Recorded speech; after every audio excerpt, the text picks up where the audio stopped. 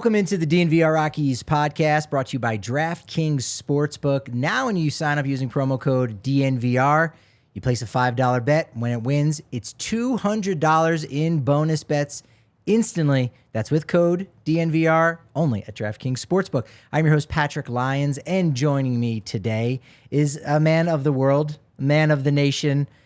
Good timing for the conversation about expansion in MLB. It's on its way.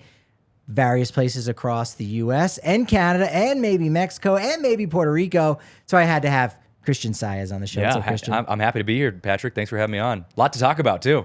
Yeah, we've got Rockies news to get to first. And before we get to the big pieces of news, which of course are all injury related, let's talk about the positive. Let's kind of like slowly work ourselves into this conversation because the news is not good. It's bleak. We already have been kind of holding on by a thread, the positivity for this team this year.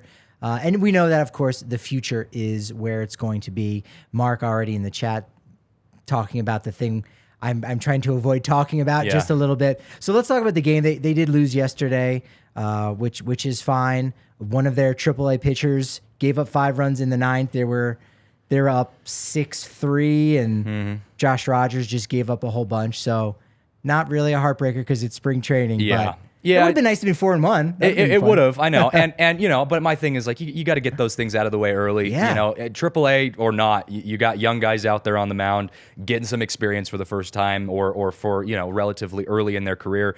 You know, I'm not too worried about it. It's just it's like a scheduled loss, you kind of think, in a way. A lot of spring trainings. I would rather you learn through giving up 5 runs in a 9th inning in spring training and be able to make adjustments getting towards the regular season than anything else. So I'm okay with it. And the guys that are on the field at that point too, you know, only a handful of them will probably be with the Rockies next year. Yeah. Probably almost all of them will be with the team, or rather will be with the team in 2024. But the news that you are happy about is Chris Bryant homering again, second time in 3 games. And in actuality, I sort of realized, hey, wait, this is actually his first home run hit at home. Yeah. Because last year, he didn't hit any in spring training. Hit 5 during the season, but they were all on the road. So we're still waiting for the first one at Coors Field. But he hit one at Salt River Fields. So his first home run for Chris Bryant. He's grooving right now. He is. And here's my thing with Chris Bryant. I mean, the guy, he's coming back from an injury. I was actually thinking about it like this. I was talking to a friend of mine, and we were kind of making the comparison between Chris Bryant for the Rockies and Russell Wilson for the Broncos. There's a bit of a similarity in the sense that specifically, Russell Wilson got injured with Seattle before he came to the Broncos. He was kind of working through some of that, came back for a few games, and then ended up getting traded to the Broncos. It hasn't worked out so far. And so you have this thought in your mind of, is Russell Wilson, like, was he ever able to really come back from that injury? Sometimes as professional athletes, injuries will take you out. I mean, you might not be the same player that you were before that injury. So with Chris Bryant, he's 31 years old, if I remember correctly. He's getting towards the end part of his career. He's definitely past, I would say, the peak of his career. You always have this fear of like, all right, you're paying a lot of money for this guy. He's injured for the first year that he was playing for the team. Is he going to be the same player that we expected him to be when he comes back? So seeing him get off to a hot start right now in spring training, hitting those 2 home runs so far, that's been amazing to see. Getting some of those firsts out of the way. You know, when you're coming back from injury, it's a confidence builder to try to just get that first home run out of the way, stretch out an extra base hit, you know, slide into second, and feel good about all of those. Those all build confidence as you're recovering from an injury. So huge positive steps for Chris Bryant. I'm excited to see what he brings to the table this year. And so a lot of people would hear your statements and say, hey, wait a minute, I thought we were just taking all of this with a grain of salt and you're getting excited over Chris Bryant. Well, the key word that you said was confidence. Yes. Because right now it's like this unknown, what are we going to get coming back? How much will he be like the Chris Bryant on the Chicago Cubs? And this now gives you more confidence to go, okay, I feel better about it. Still an unknown. It's still spring training. You know, who is he hitting these home runs against? Yep. Right? Are they the same competition he's going to face in the NL West? Maybe not. But nevertheless, you go, I'm feeling better. You're seeing shades of vintage Chris Bryant, which is what you would want to see at this point in the season. You're right. Sample size is very small, but it compounds. It grows over time. So if you're starting off the first 2 weeks of spring training and you're doing well, that's going to build into the rest of the season. So for me, that's positive. Obviously, there's a lot of season left. We haven't even gotten into the regular season, but it's a good start. I'll take it. Yes, I couldn't agree more. Ryan Feltner also had a really good start for himself. 2 innings pitched, didn't give up any hits, walked 1, didn't strike out a batter, but again, 2 innings, really good start for a guy that the Rockies are really going to rely upon this year. And here are some of his comments after his start yesterday at Salt River Fields.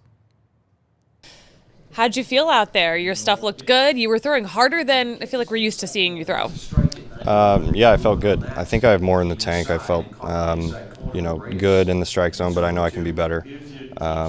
Off speed felt pretty good, so I'll take it for day one. It's not abnormal for me to have higher velo and shorter stints, but I think I'm going to give it credit to the mechanical work that I did in the off season and some of the ideas that I ran past Bud and Daryl, and they ran past me. So I'm feeling really good and a little bit more effortless this year. I do feel free to attack, and I know I can, I'll get some more first pitch strikes in there. But as far as my stuff and first outing and seeing another team in the box, I felt really good about it.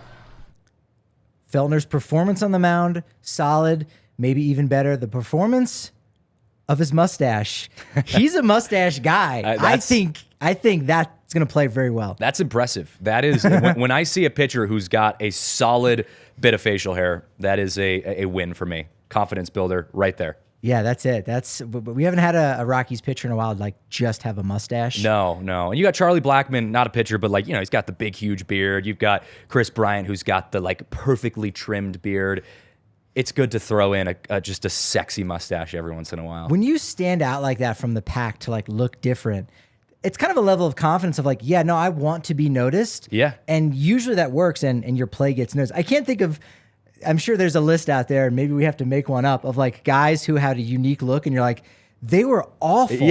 They stunk so bad. Yeah. Again, there are probably those guys or moments in which, he kept that look and he was no longer good, but he had it for a while when he was talented. So that suggests Ryan Feltner is going to have a big year based on that mustache. I remember in high school, we were playing in high school, and the team wanted to do some team bonding, and we all wanted to I think it was, dye our hair a certain color, similar to Team Puerto Rico dyeing their hair white. We just saw that they announced they were going to dye their hair white for Team Puerto Rico. Yep. We were doing something like that. And I remember my coach pulling us all aside and said, hey, you know what, guys, you do what you need to do. I support you. I'm your coach. But I just want you to know, if you're going to dye your hair, let's just say white, and you start losing, it's going to be really embarrassing. And we were like, all right, that makes sense. And we ended up doing well. But it was this thought of oh, he's right. If we suck and we're just a bunch of fluffy white-haired dudes, that's not a good look. I can't think of anyone who stood out with their look and was just trash. It just doesn't happen. I think you just get pushed aside if you're not. It's I don't think you would do that unless, you think another Russell Wilson comparison, you think of all the social media stuff that happens with him in the background and how that works people up. And the most common commentary I've heard so far is just hey man, if you're winning, we don't care. You do as much of that as you want. But the minute you start losing, that stuff becomes a distraction, becomes embarrassing, And so I'm if you're gonna be doing great, grow the mustache, throw it on there, man. I like it. We'll see how it turns out. That's great. Daniel Bard lost his command a little bit in his outing yesterday. Alan Trejo gets a stolen base. He's a guy that could be a positive replacement for Brendan Rodgers at second base this year. We'll get to that in a second. Brenton Doyle stole a base, his second of the spring. But Zach Veen, 2 stolen bases yesterday for this spring, tied for most in all of MLB. Again, we're just talking spring training. We're talking 5 games. But Zach Veen leading the league in any category like that, man, that is really exciting to think about what he's going to do with the team going forward. Well, and I really like how he was breaking it down when you guys were asking him, a little bit about his background on stealing, and he was talking about he wasn't crediting it to just his sheer speed. He was saying, hey, I focus more on the technical side of things, the jumps, the explosion, and he even said, I train every day on my explosive ability. And that's something that I think a lot of people in baseball take for granted. You see it a lot in football. You even see it in basketball, hockey especially. But in baseball, you just don't see that as much. So I really appreciate him being able to say, hey, you know what? That's a specific part of my game that I take a lot of respect in, and I want to make sure that I'm doing that right. And it's paying off. Yeah, because he's not a burner. Fast guy, but not a burner where you could have looked at him and thought that when he was drafted, there was way more hype on him hitting 30 home runs than stealing 30 bases. Yeah. It was just like this pleasant surprise, but he's worked out his craft to do it. So that's almost more positive to think that he's stealing bases rather than he's just fast. And so he's just going to be gifted them in a sense. It's hard too. I mean, getting a good jump is one of the hardest things. Pitchers, I know from experience as a pitcher, like, you do everything you can. Good pitchers do everything they can to switch up their timing. They change their motion. I mean, Johnny Cueto is a perfect example of a guy who just is like, you can never tell what his delivery to the mound is going to be. So it's hard to really get a good jump, and you've got to do a lot of studying, a lot of film work. But when you can stretch, a simple single into being on second base with one out, that's huge. That's huge. And for the Rockies, I mean, you're playing Moneyball at that point. So, and at Coors Field, singles become doubles. Veen's going to have his share of those for the balls that just kind of drop in. Yeah. Busted out of the boxes as a left-handed hitter. He's that much closer to first base. So he's going to have those bloop singles that become doubles, steals third base. And you're like, that was basically a bloop triple. Yeah. Talk about a guy being born on third base. Yeah. That's Zach Veen with his speed and hitability approach. Noah Davis on the hill today against Lance Lynn at Salt River Fields and the Chicago White Sox against the Rockies. But the news this morning, not positive. Thomas Harding of MLB reporting on the fact that Lucas Gilbreath, despite the fact he's had some PRP injections, it's just not taken well on his left elbow. So Tommy John surgery is likely. And if that happens, he's done for the year. Brent Suter was a guy that was brought in, claimed off waivers by the Brewers. He's going to be integral. We were hoping to have 2, maybe 3 left-handed relievers in the same bullpen for Buddy. Right now we're back down to 1, but Logan Allen has converted to become a left-handed reliever. So get used to that name. And maybe potentially 37-year-old Fernando Abad could make this roster as a left-handed arm. We'll wait and see what happens with Ryan Rollison, of course, as he's about a month behind schedule. He's originally a starting pitcher, but he could go to the bullpen. Ty Block is another guy that's kind of more of a long reliever. So there is depth right now that makes you go, well, Lucas Gilbreath is the best of the bunch of the names that I've said so far, but you feel a little bit better that, okay, we'll be all right. It won't be catastrophic. Yeah, this is where you're at right now in spring training. You're in a point, especially for the Rockies, who don't have those huge superstars in their bullpen that you can just kind of rely on for your depth. You're trying to play chess right now. You're trying to move pieces around. This is what spring training is all about. And I was actually going to kind of make a side point when we were talking about Chris Bryant and how he's had some success early on, and how I love that as a confidence builder for hitters and position players. For pitchers, I never root against confidence builders, but I'm almost of the mindset of like, I kind of want to see a guy struggle a little bit. I want them to learn from their mistakes, because pitching is such a finesse position. I want you to be able to work through that in spring training so that you can make adjustments as you get ready for the regular season. These guys haven't thrown in this capacity in a few months at this point. So you're just starting up again. You're getting the engines up and running. I want you to make mistakes. I'm okay with 5-run 9th innings, because I guarantee you he's the one kicking himself the most on that. He's going to get with pitching coach and figure out what he needs to do better to get better in the next game and get ready for the regular season. I'm okay with this being just a little bit of a trial period for pitchers. Get some work under them, make some mistakes, and put those pieces into place for Bud Black as the season gets going. Yeah, a lot of good options. Not as good as the Gold Glove Award-winning second baseman Brendan Rodgers, who, unfortunately, the news is much worse than expected. He did get an MRI after leaving the game in the first inning on Tuesday, making a diving play, not his throwing arm or his throwing shoulder, but his defending one. And we'll kick right to it. I mean, here's Bud Black, unfortunately, breaking down the sad news of what will likely be for Brendan Rodgers this season. To put it bluntly, not what we had hoped for.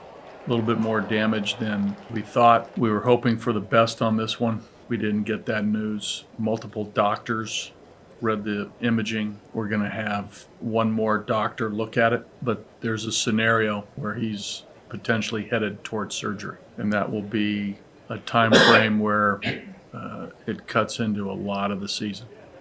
We've talked about his place now on this team and where he is in his career with experience. I was going to quit referring to him as a young player. I mean, this is now his time. So, this setback is a tough one, because I do really think that he was ready for a big year. I think he was, he's in great shape. He was in a good frame of mind mentally, confidence. Everything was pointed in the right direction for success. And now this is a setback. You have a lot of options for second base. Where do you guys go from here? Well, we do have some options for sure. I mean, internally, and again, I don't want to count anything out, but I mean, the guys that we have in camp, you're going to see a lot of these players play, and we'll figure it out. Certain things happen that tell you the direction to go. I'm sure Billy will look outside. We might stay inside. I mean, we got some potential of player movement within our group, position changes. So we'll talk about all those. Yeah, the options for the Rockies right now at second base, if Rodgers is indeed gone for the entirety of the season or most of it, are pretty good. You heard Suzie there asking the question about what are the options, and Buddy said, hey, Jim Bill Schmidt could go outside the organization, do something. Jose Iglesias is still a free agent, so you could have him come back and play some second base. I don't necessarily think that'll happen. Partially because I like the options right now. Cole Tucker came into that game. He did homer once Rodgers came out. So he's a guy who can play second base. You want him to play a little bit of everywhere. That's where most of his value is. But he can hold down the fort at second base. Alan Trejo, who should be the starting shortstop for Team Mexico this year, are the obvious ones. And then a little outside of the box, but still sensible if you're looking at guys on the roster. We know Ryan McMahon can play Gold Glove caliber second base. You move him over to second, and you've got two really solid options in Eligibility Montero and Nolan Jones at third base. So there was a roster crunch, I think, for like players on the bench. And now with the injuries to Grichuk and Rodgers, kind of opened up some more playing time for those young guys, which is positive, but not when you're losing out on a player of Rodgers' caliber. Yeah, right not at the expense of that. No. It is positive. I mean, you can look at the silver linings. It's a good thing that these young guys are getting some good looks. And I also like that when you get an opportunity like this, obviously you kind of have to take the silver linings because you've got nothing else that you can do about it. This is an opportunity for them to kind of fight for a position. I think a lot of coaches will do that, where they'll say, hey, you know what? So-and-so, the starter's out. So you two, it's between you two. Figure out who's gonna take that spot.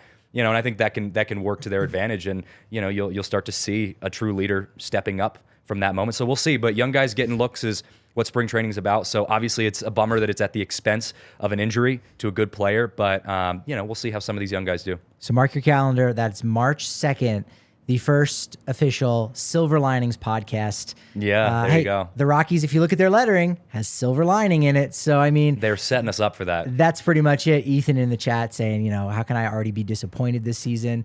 Still early for that. Still a lot of excitement for this year. And again, it's going to be a lot about the future. And so the door has been opened up, for those young guys to make some more waves this year. Unfortunately, you wouldn't like for it to be at the hands of Brendan Rodgers kind of being hurt like that. Our door is always open here on the corner of Colfax, New York at the DNVR bar. I think it's 3 o'clock every day. It's always rocking.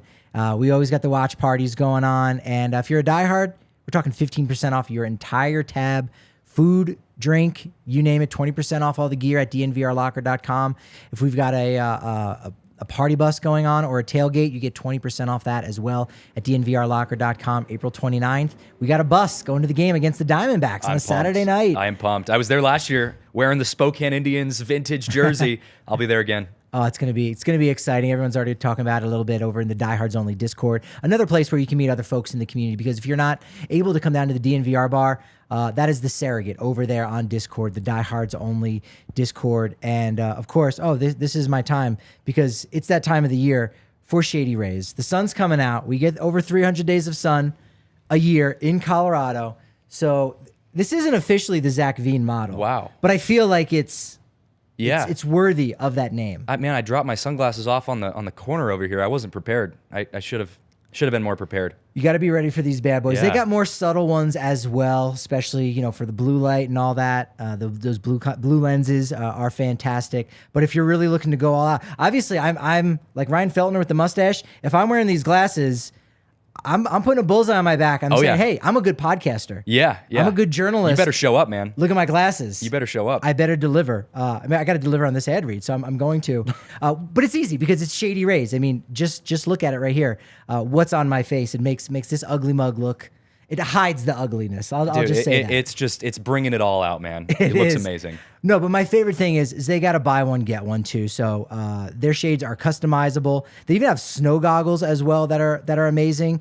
My favorite part about Shady Rays, though, of course, besides just the general protection, the style that they give you, is that every pair of their sunglasses is backed by a lost and broken replacements, guaranteed on that. So if you lose or break your pair, even on day one, they're going to go ahead and send you a brand new pair. Seriously, no questions asked. So wear your Shady Rays with confidence. If you've ever sat on them, or they fall between your seats, and as you're pulling them out, boom, you break the lens, whatever it may be. I can say that from personal experience. Or if you need to just have a getaway and the police are chasing you and you need to change up what you look like, boom, throw on a pair of Shady Rays. They're going to take care of you for that. Exclusively for our listeners, Shady Rays is giving out their best deal of the new year. Go to shadyrays.com and use code DNVR or visit them in store at the Park Meadows Mall for 50% off 2 or more pairs of polarized sunglasses. Try for yourself.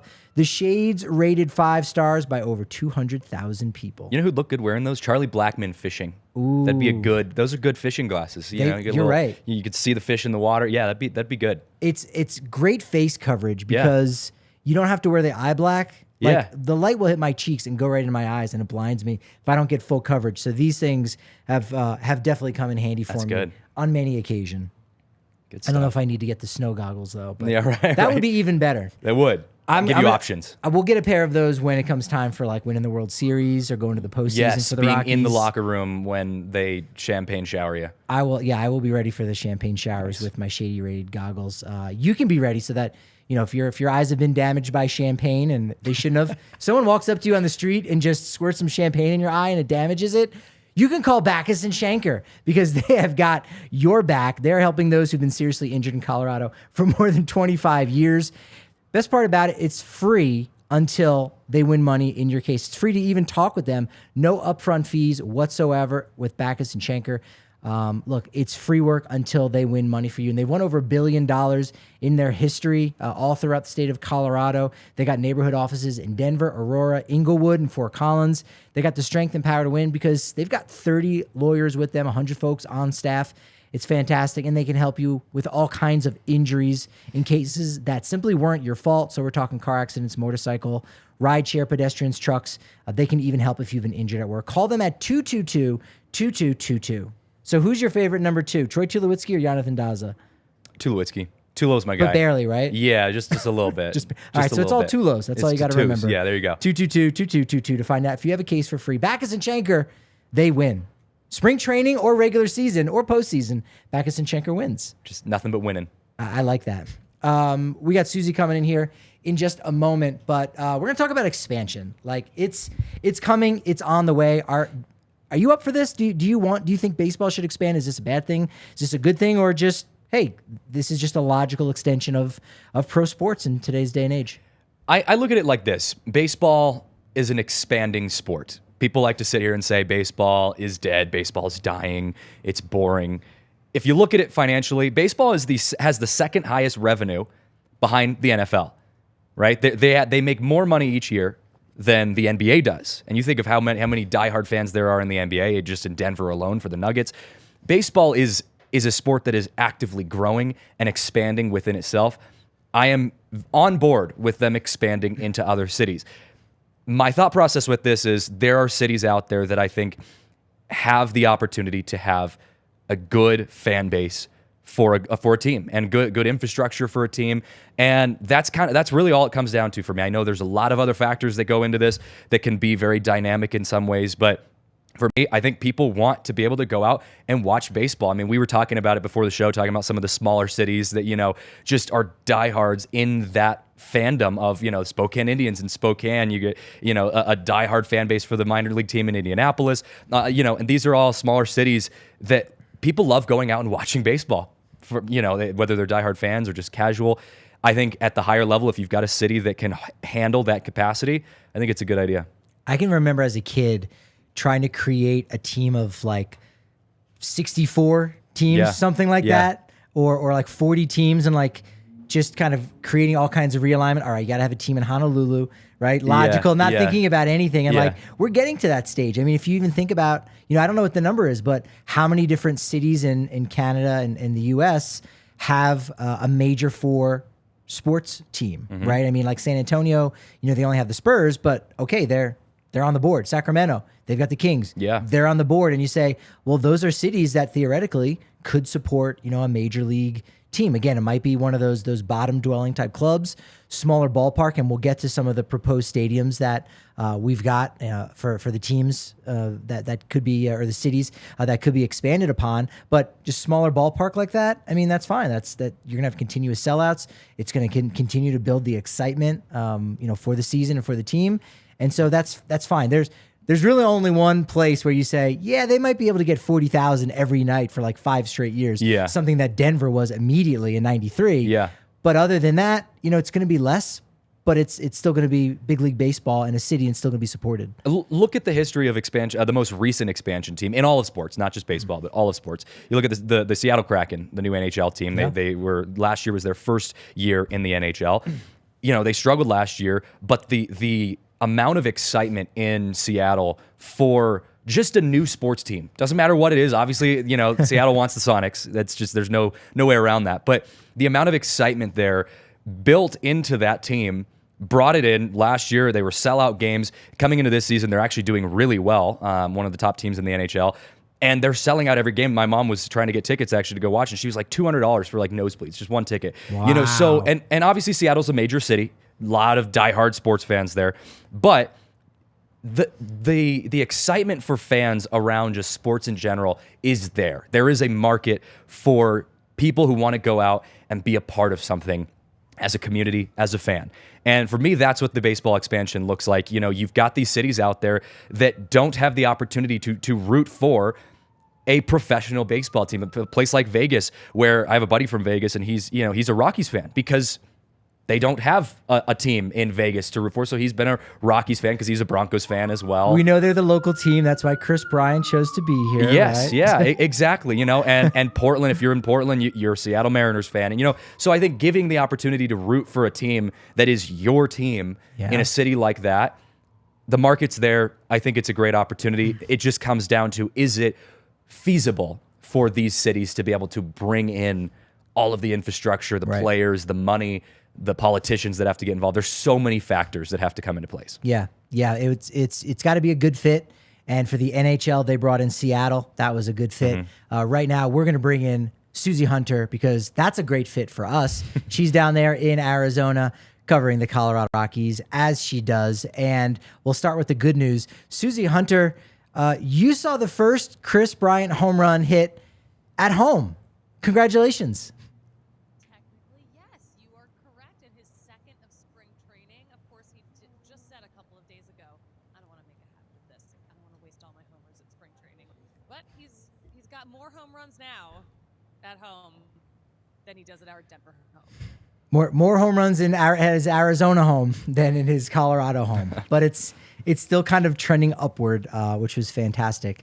So there was a big appearance by somebody at the game yesterday, and so I know I don't want to reveal it. I should let you, but it was Franmil Reyes playing with the Kansas City Royals. You got to see him in person, up close and personal. What was that experience like for you? You know what?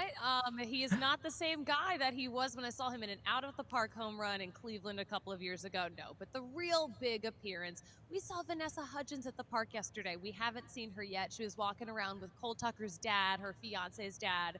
So it was really cool to see her at the park. She had on a pinstripe Rockies hat. And honestly, just a couple of minutes before I saw her, they were playing one of her songs between innings. So I think I'm not the only one who spotted her. So she's like the Sierra to, when Russell Wilson got brought onto the Broncos, and there were people who were more excited that Sierra, I think you were one of those people, Suzie, who was more excited about Sierra than Russell Wilson. That is how you feel about Vanessa Hudgens with Cole Tucker.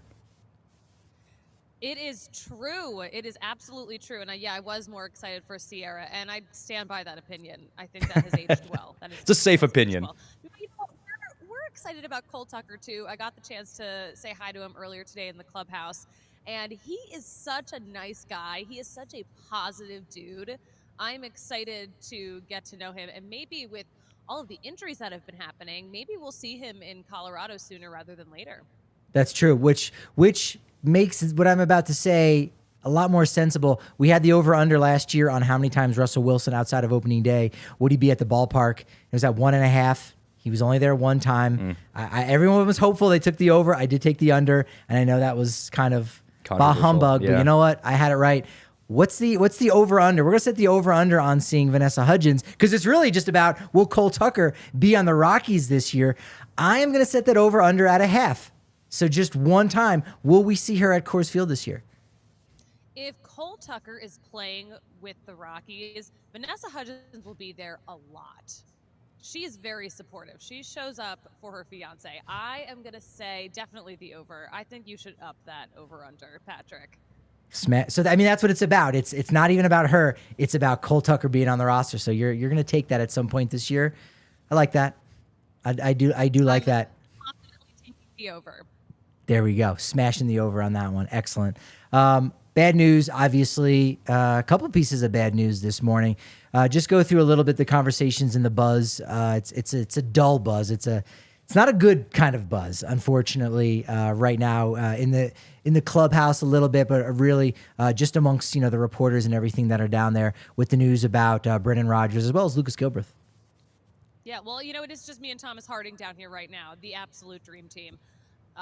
Yeah, definitely bad news. This is a huge bummer for the Rockies. Lucas Gilbreath, we just found out today that his elbow is not better, and it's kind of shocking because he felt great all of winter, his whole off season. He said he saw no red flags, and then after throwing his second live BP the other day, that's when he started to feel a little discomfort, said something to the trainers, and it turns out he will probably need Tommy John, and he'd like to figure it out sooner rather than later because the timeline on that is the timeline on that. So he wants to get it out of the way as soon as possible. And in terms of Brendan Rodgers, we were hoping for better news. I think the initial examinations showed that he wouldn't have too much damage from popping that shoulder back into place, but it looks like it's a little worse than everyone expected. And he could be getting surgery. That's a possibility. And it could be season ending.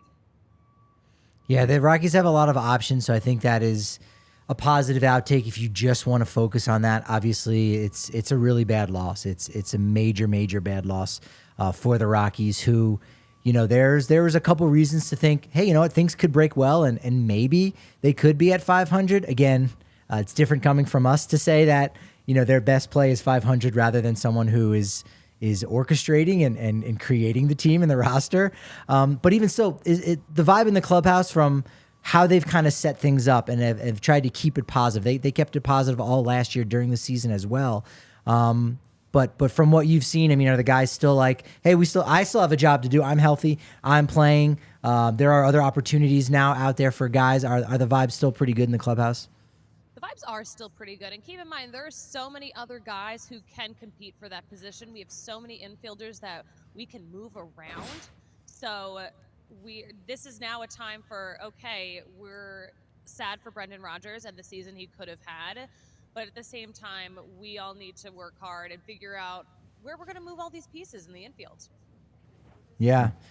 Suzie, we do have a good piece of news because K-Max is here, and I think she just wants to give a gift here on set for us. And Christian's gonna pop that on there. And so I guess, we'll have to work out a bit and make these hats work. This is amazing. Oh my gosh, Christian, that looks amazing. Suzie, you're missing out. This is like the best thing to come out of my entire day. This is great. Foco's hooking it up. I don't need a hat like that here today because it is pretty gray and it is very cold. That is amazing, though. This is fantastic news that we have this hat. Is that from Foco? That is, it. Yeah. Oh my gosh, she's got the palm trees on it. Yeah, this is something you should definitely be wearing to the next game. Yeah, our friends at Foco hooked that up. Besides making all the great bobbleheads, we got one on the set too here in front of Christian, a spring training one. They got the City Connects. You got to get the back-to-back MVP bobblehead for Nikola Jokic from Foco because, then you got to get the whole set. When he has 3 in a row, that's the way to go with that. And it's really great because when you use code DNVR, and Suzie, this is for you. I don't know if you know this, but when you use code DNVR at Foco to get one of those cool hats, you actually get 10% off. Isn't that great? Am I here for an ad read right now? We slipped into one on accident. Totally my bad. But we're going with the flow. That's great. I love the flow. I love FOCO. I love 10% off. Let's go. Was anybody upset yesterday where there was 5 runs scored in the 9th and the Rockies lost? Or is it like it's spring training, so no? But that kind of sucked it sucks for like 30 seconds, and you're like, who cares? I mean, we talked to Buddy immediately after these games on the field, and he seemed a little less happy than he normally does. So, Really? yeah, but I mean, it's fine. It's spring training. You know what they say about spring training games? They don't count. So Yeah. no one's too beat up over it, but at the same time, yeah, not fun because the Rockies had that game yesterday. Yeah. He wants to win the Commissioner's Cup. If you have the best record in spring training, you win the Commissioner's Cup. No, I actually just made that up, but that should be a thing. Why not? If you're giving out a kind of awards for everything, have a Commissioner's Cup, best record in spring training, because it doesn't really matter. There's an award for everything, so why not? Suzie, you get the award for awesomeness, and I appreciate that. So you should come back. You'll have your acceptance speech officially on tomorrow's show. What do you say? Tomorrow's show is at 11 a.m.? You know it, of course. You're not going to do a Suzie show style thing leading into FAC? When you raise the bar that high, I can't compete with that. So I've got to do it at 11 a.m. And so we'll be looking forward to talk with you then. Hopefully you have more good news this time. I will talk to you tomorrow, Patrick. Thanks so much. Thanks so much, Suzie. Appreciate that. So we're just done wearing the FOCO. I mean, I'm all for wearing the FOCO. Yeah, that's solid, man. And it's got the interlocking CR, which is great. Yeah. And if you wanna do a little flip up, you can probably flip it up. Jeez. And go that style, and you could see the patterning underneath. It is really great. Again, use code DNVR for 10% off over at FOCO, and you actually just get some free tickets from Breck Brew. They've got this really cool Ultimate Game Day giveaway. We're talking an Avs game on March 9th against the Kings. We're talking a Nuggets game against the Pelicans on March 30th. They will select a winner just before that. But what you're basically going to get, VIP tickets, Lexus Club access, some DNVR swag, and maybe the best thing of all for folks that are 30 years old or beyond that, free parking. Come on, nothing look better. at that. There's nothing better. Nothing better than free parking. That's good. Also, you sit in the nosebleeds as if it's free parking, right? Literally. Sometimes you pay more for parking than you do for a game. We got to see if we can get your mom on the horn. She paid $200 for the nosebleed. Yeah. She might have paid $250 for parking because it was in right Seattle? next to the stadium. Oh my gosh, yeah. Or she, worth it. or she had to park 7 miles away. I mean, either way, you're either walking for 30 minutes or, you're paying $200 for parking. Free parking is the way to go. Yeah, we're talking section 102, row 5 for the Avs game, and courtside row 2 for Nuggets Pelicans. Like, it's serious stuff. Courtside fit. Yeah, it's great. Head over to thednvr.com/Breck Sweeps, like sweepstakes. That's the only place that you can go to enter that. thednvr.com/Breck Sweeps for the Ultimate Game Day giveaway. Must be 21 or older. Links in the show description. So don't even go to the site. Just click the link. Yeah. Just do that thing. Winners will be selected 1 week before each game.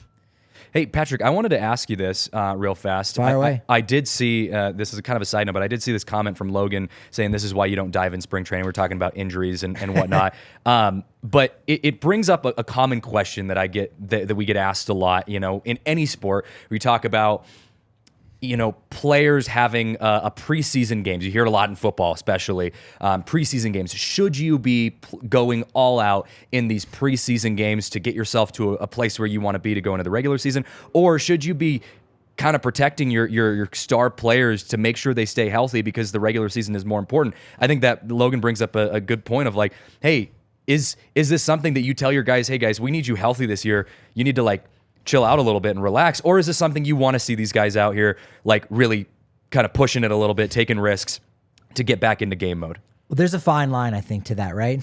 I don't think that was an overly aggressive play for Rodgers. If he's trying to, pull back a home run and he's smashing into the wall and just, playing with reckless abandonment, I would say, yeah. But Brendan Rodgers is a Gold Glove Award winner. He shouldn't be waiting to dive for a ball necessarily in the regular season. Yeah. So you understand that. You see him dive and oh, how important was that?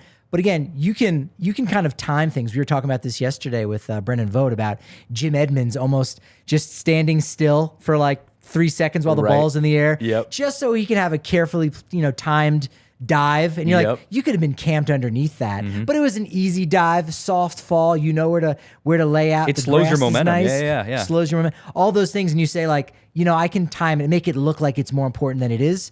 Rodgers very well, was doing that, I think, on that play of just, all right, this is a light dive. I could just let it go by me without much effort and would have been fine. No one would have thought anything of it. But I got to get used to, working to my right a little bit more, especially if they were going to shift him a little bit more to the left, because now you don't have that, shallow right fielder, right? You can't have 3 infielders on the right side. Yeah. So now his range is that much more important. He's going to work on going up the middle more if he's going to try to cut off that route and get closer to the first baseman. So I imagine that's a lot of his thinking behind it. And so, yeah, that is a bummer. You're saying, that was kind of an aggressive play. But if you were trying to leg out a triple in one of those games and you're hustling from second to third, I mean, you pull a hamstring, you could say that about could happen that play. anytime, yeah. But it could happen at any time. So it's a fair question, but I think it's a fine line when you say, hey, man, you were trying to do too much on that play. I don't really know that Rodgers was trying to do too much. And baseball's such an instinct sport. I mean, anyone who plays baseball knows that you got a ball coming your way, you don't even think about it. You're trying to make that play. It doesn't matter if you have to dive for it, if it's hit right to you. Does not matter. You're trying to make that play as a competitor. And these guys are no different. I think, you don't want to be doing anything crazy. You don't want to make sure you're overly communicating so you're not running into outfielders on a, bloop, pop fly, that kind of stuff. But beyond that, you play it like it's a normal game, and you just get ready for the regular season. So the history of expansion in baseball is a long one. For a long time, there were 16 teams. In fact, you had 5 cities that had multiple teams. St. Louis had 2, Cardinals and Browns. They moved to Baltimore. Yeah. Philadelphia had the Phillies and A's, who moved to Kansas City, and then Oakland. Boston had the Bees, which later moved to Milwaukee, and now where they're at today in Atlanta. And New York had 3 teams. They had 2 National League clubs in the Brooklyn Dodgers and the New York Giants. Yep. And so you finally got expansion in 1961, largely because there was going to be a 3rd league in addition to American and National League. The Continental League tried to get started. Teams in Denver, Seattle were trying to get their own league going. And in order to shut them down, Major League Baseball said, look, we'll take care of you. We'll kind of expand. And all of those cities ended up getting expansion clubs over time, except Buffalo. Buffalo was the only one from that original Continental League that kind of got shafted. But in 1961, we get our first expansion. And the cost to expand, to get one of those teams, $2.1 million. Wow. That's it. We could bring that together, just everyone in this room, collectively. We might have to borrow a couple. Yeah. Put some on our credit card, but we a could bit. probably afford that. Marissa can take it all herself. She'll get it. We had 4 teams in 2 years, 2 teams in 61, 2 teams in 62, 4 teams in 1969. 1977 is when we get Seattle and Toronto, and then finally in 92 is when the Rockies kind of get going. Their season starts in 93. That was $95 million. Yeah. Again, just for the fee. Wow. Like that seems not a ton of money in today's day and age. And then in 98, Arizona and Tampa Bay, $130 million for those 2 teams. And that's the last time baseball's had expansion. All the other 4 major sports have expanded. Baseball has not. I think some of that has to do with baseball kind of being ahead of the trend, rather than the other sports finally catching up and going, oh yeah, I guess we could have a team in Seattle. And investing Baseball's in the ahead of it. teams that you have, and that's, I think, been the focus for the last couple decades, has been just, focusing, or a decade at least, focusing on the teams that, you've got out here, investing in them, making sure those programs are good. You've got teams that are struggling right now. The Oakland A's, one of them, Tampa Bay, another one, that are struggling to put fans in the stands, struggling to bring in revenue. And Major League Baseball has acknowledged that that's a problem. The teams have acknowledged that that's a problem. Gotta sort that the out. fans have acknowledged that's a problem. Got to sort that out. That, to me, is priority number 1. I know the expansion's coming, so it's not like we can set that aside while we focus on the teams that are struggling. But, if you've got a business and a couple departments in your business are completely failing, before you start building on your company, you've got to take care of what's already in your business that's struggling. So that's how I look at it with these expansions, but it's coming. It's on its way for sure. What's interesting is in 2001, there was a similar situation with Minnesota not drawing and Montreal. And there was actually some talk of contraction. Of going down to 28 teams. Which would be insane, yeah. And so here we've got 2 more teams that are an issue, but they certainly have to get sorted out. I think it was 2017, 2018 was really when the commissioner started talking about, all right, there's a couple cities that are on the radar for expansion. Manfred in 2018 said Nashville, Charlotte, Las Vegas, Montreal, Portland, Vancouver as those potential options. That hasn't really changed. Some of those cities have done more work than others, but floated elsewhere as ideas.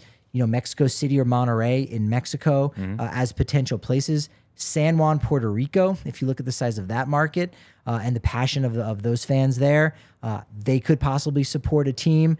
Brooklyn, so you'd have 3 in that New York area. Brooklyn would be... Maybe northern New Jersey, too. Yeah. I don't know about that, but Brooklyn would be obviously very interesting, to say the least. It would be. Very historic, it would feel like. I mean, anytime I hear Bring it Brooklyn back. as a baseball reference, you think of the Brooklyn Dodgers back in the day and, some of the old historic players. I think Brooklyn would be fun. I don't know if I like squeezing a bunch of teams into one specific spot. I feel like California is that way with every sport. You've got like 5 California teams, in the North and the South. So I have a hard time with squeezing other teams into markets that already technically have, that sport presence. But I think it'd be fun to see that in Brooklyn. That would be an interesting one. And I think one of the objects for this expansion is to try to grow the game maybe internationally, but at least, again, geographically. So that's why if you were to expand in Nashville and in Charlotte, they're in the same general region. Yeah. I mean, they're separated by a couple hundred miles, but still, you have an opportunity to kind of spread things out rather than, to your point, cluster it. So with the World Baseball Classic, that's why you say, well, you know what, maybe we would make less money in Vancouver, but that's going to promote baseball in British Columbia a little bit more and in Canada, or conversely, down in Mexico with a team in Mexico City and Monterrey. So it's sort of about what's the goal. You're going to get, $2.2 billion is that number for an expansion. Minimum, yes. Big change. Since, and then probably $2 billion just to build the stadium on top of that. Yeah. So that's a big investment, but it's really going to be about what MLB, what their goal is. If it's just have a viable city that they're not going to have to worry about. They're worrying about Tampa Bay, obviously. Slightly worried about Arizona. They've got a better stadium situation, but still. Or is it about, well, you know what? We might even take a little bit of a loss if it's going to be better for the overall growth of the game internationally. Yeah, you think of it as an investment almost, and you're not obviously expecting to be making tons of money right out of the gate. Maybe you are. I don't know. I'm not in those meetings. But for me, I look at it as an investment. Let's just use Portland as an example because that's a pretty good market. Love sports. You'd have rivalries with Seattle. You'd be able to kind of work through that on the West Coast. That is an opportunity. Now, are you going to be making a lot of money off Portland right out of the gate? No, it's going to probably take some time. The other thing you got to think about too is, you talk about that $2 billion to expand the team, $2 billion to build a stadium. But nowadays in baseball, we see it with the Rockies, especially, you build around the stadium. You create this little city within that stadium where you've got restaurants all around it. You've got this experience. One of the things I actually really struggle with going to Seattle Mariners games is there's not. It's in kind of a rough part of town. There's not a lot that you can do. Whereas the Rockies, you've got so many opportunities to go do very Rocky-focused experiences outside of the stadium. You can go to kind of those courtyards. It wasn't always that way, but it was dangerous originally in Coors Field. Yeah, you're right. It definitely takes time to get what you're talking about. And I think that's how these cities are looking at it. Like, hey, this is an investment in building up this area. So it's not just about the team. It's about a broader sense of what it does for that city and community. You're right. Yeah, and you're looking at market value too. And so you're saying, okay, a city like Portland or a city like Vegas has the capacity from a market to be able to hold what you're going to need to do to make this a successful franchise. You need to be able to have the infrastructure abilities, capabilities, the investors, the politicians that need to be able to back this thing up while it's all still not set in stone. That's the risk that you're taking with these kind of expansion teams is none of this is guaranteed. So you need people coming in, acknowledging that they are willing to be investors, politicians saying we support this, we want to get local funding, all of these different pieces, and all of them have to come into line at the same time to be able to say, okay, we've checked all the boxes, now we can start moving forward with this. That's where I feel like I know it's going to happen. I just think there's a lot of steps that go into this before it can become official. But it is good to get the ball rolling, get the conversation starting, and start to see kind of what the front runners might be when it comes to what cities could potentially hold a baseball team. We'll talk some more about that tomorrow and realignment, because there are some cities that are already doing the work. There's 3 out there, and one of them isn't even Las Vegas, but there's 3 that started to do that work to get ahead of it. The other ones are a little quiet right now, so they're going to be further back in the odds of getting one of these MLB expansion clubs. So if you want to talk more about that, you can hit us up on Twitter at DNVR_Rockies. At Patrick D. Lyons is where I'm at on Twitter. At CJJ Saez for me. This has been wonderful, Christian. Appreciate it. But as a baseball guy, you should know momentum is great right now to have that. But you know what they say about momentum when it comes to podcasting? What's that? It's only as good as your next show. True. So we will talk to you tomorrow at 11 a.m. on the DNVR Sports channel on YouTube.